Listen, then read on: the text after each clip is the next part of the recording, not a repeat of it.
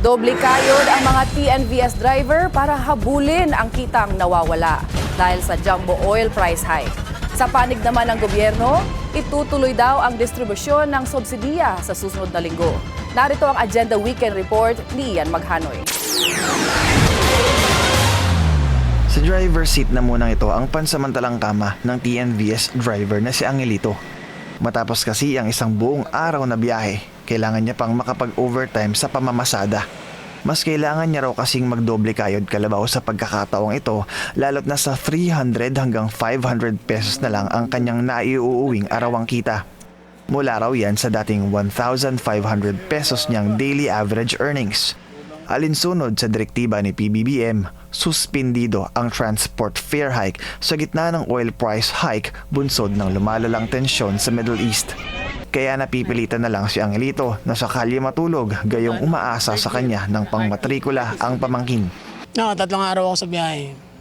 Diyan ako natutulog sa sasakyan. Tapos taga-Montalban po ako eh. Kaya diyan ako natutulog. Para lang makaano ko ng ano. Para hindi lang sayang gas kasi mahal lang gas. Tapos kung galing ako ng Taguig o Makati, tapos uwi pa ako madaling araw, sayang gasolina ko, sa mahal lang gasolina. Kaya natutulog ako sa sasakyan. Sa Martes, March 24, ay matatanggap na ng 4,000 na TNVS riders sa Metro Manila ang kanilang share ng 5,000 pisong ayuda mula sa AIX program ng DSWD, ayon kay Welfare Undersecretary Irene Dumlao.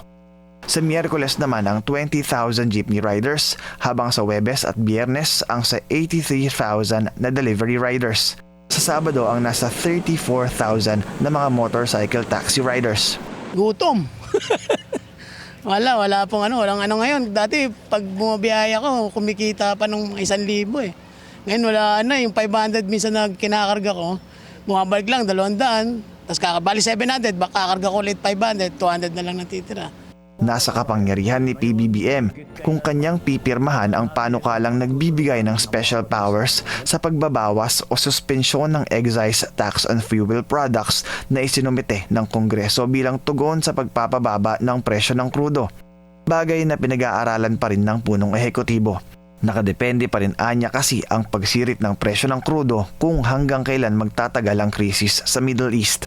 Sa ngayon, minamadali na ng Department of Budget and Management ang pagda-download ng kaiba pang 2.49 billion pesos na fuel subsidy budget ng Department of Transportation para agad na maipamahagi sa apektadong transport sector.